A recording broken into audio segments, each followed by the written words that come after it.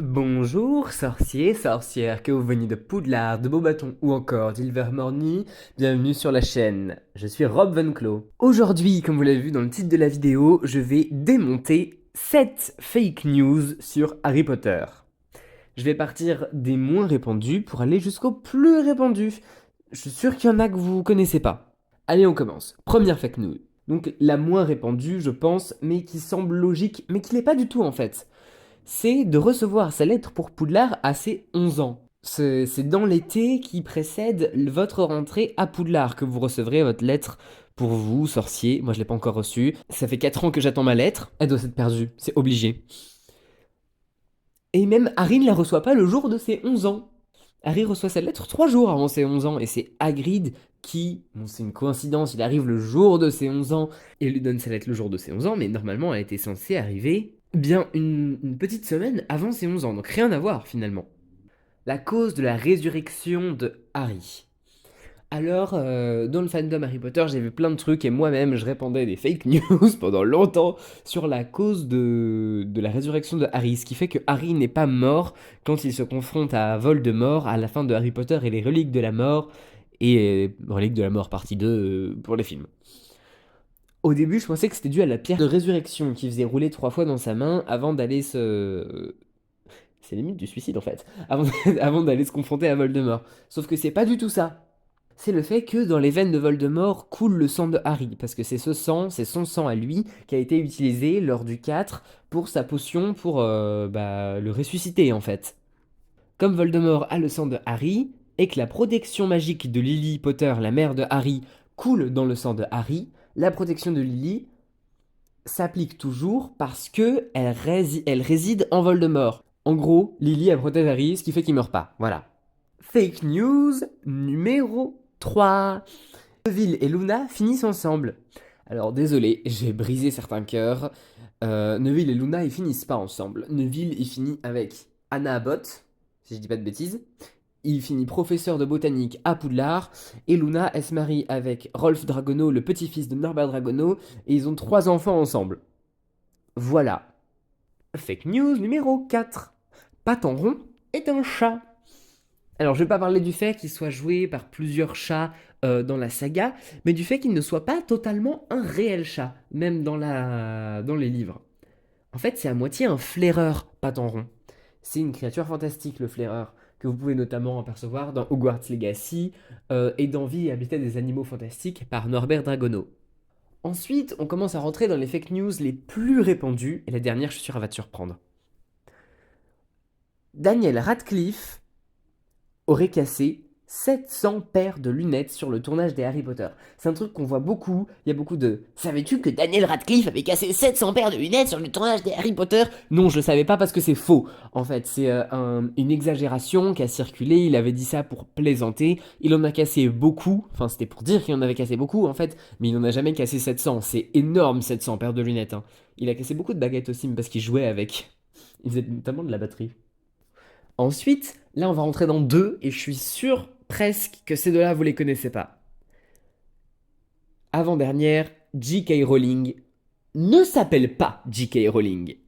Et ouais, ah, je suis sûr, là, t'es choqué. En fait, J.K. Rowling, qu'est-ce que ça veut dire? Ça veut dire Joanne Caitlin Rowling. Sauf que elle ne s'appelle que Joanne Rowling, elle ne s'appelle pas Caitlin. Mais pourquoi est-ce que ce Caitlin existe alors? L'éditeur de Bloomsbury, qui a initialement... c'est eux qui ont initialement sorti les Harry Potter en Angleterre. Ils nous ont demandé à J.K. Rowling, enfin à J. Rowling du coup, mais on va dire J.K. Rowling parce que c'est plus simple, tout le monde est habitué, même moi. Donc ils lui ont demandé de prendre un nom qui faisait plus masculin parce que les livres écrits par les femmes, ça se vendait très peu à ce moment-là en Angleterre, au Royaume-Uni en général, et c'était pour donner envie à un plus large public de lire les aventures d'Harry Potter. Donc elle a pris le nom de sa grand-mère ou de son arrière-grand-mère, je ne sais plus, Caitlin, qu'elle a rajouté à son nom à elle, ce qui nous a donné le fameux J.K. Rowling, connu dans le monde entier. Et enfin, dernière fake news. Et celle-là, j'en ai ras le bol. La couleur de peau d'Hermione n'est pas précisée dans les livres.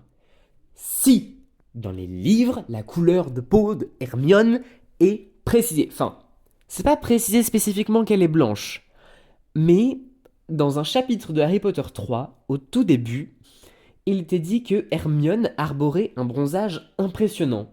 Non pas qu'une personne de couleur de peau noire ne puisse pas bronzer, mais elle pourra difficilement, enfin plus difficilement, arborer un bronzage impressionnant, entre guillemets, parce que c'est ce qui est dit, qu'une personne de couleur de peau mate, et encore, ça reste à voir, qu'une personne de couleur de peau blanche.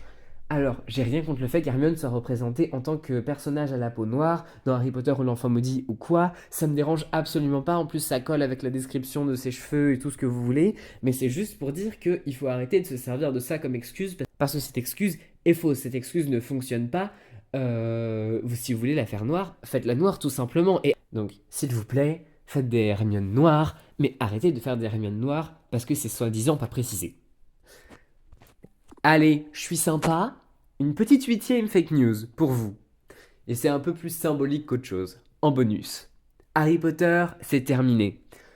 Pas du tout. Harry Potter, c'est pas fini. La saga est terminée, mais il reste encore tellement de choses à explorer dans l'univers. Déjà, il y a la série qui arrive, même si je pense que c'est pas le projet le plus intéressant qu'ils auraient pu nous faire. Bref, c'est pas grave. Il y a les Animaux Fantastiques qui sont pas finis et ils peuvent clairement se rattraper. Et s'ils le font bien, eh ben, il y a moyen que ça soit incroyable. Il y a la vie des Gaunt, la jeunesse de Voldemort, comment il a créé ses Horcruxes, la jeunesse des maraudeurs.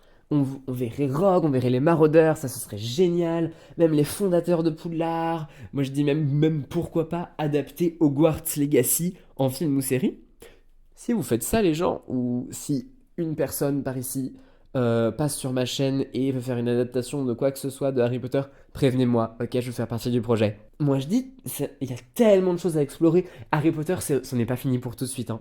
Entre tout ce qu'il y a à faire, même la bibliothèque de Poudlard, qui est une série de 3 livres, il y a Les Animaux Fantastiques, Vie et Habitat, le Quidditch à travers les âges, les contes de Biddle le Barde, ça fait encore plein de choses à adapter. Franchement, on est très loin d'avoir fini d'explorer le monde d'Harry Potter.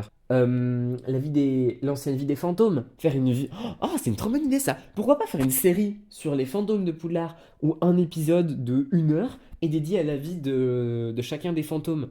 Par exemple, la vie de la Dame Grise, Helena Serdaigle, la vie de Nick Quasi-Sans-Tête, le Baron Sanglant, le Moine Gras. Ce serait super intéressant. Même la vie du Choixpeau, Bichette.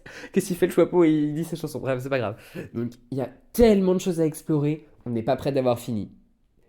Et voilà, c'est tout pour aujourd'hui. J'espère que la vidéo vous aura plu. J'ai encore plein d'idées de vidéos pour la suite. Je suis vraiment de retour à 100%. Donc moi, je vous dis à la semaine prochaine pour une nouvelle vidéo. À plus!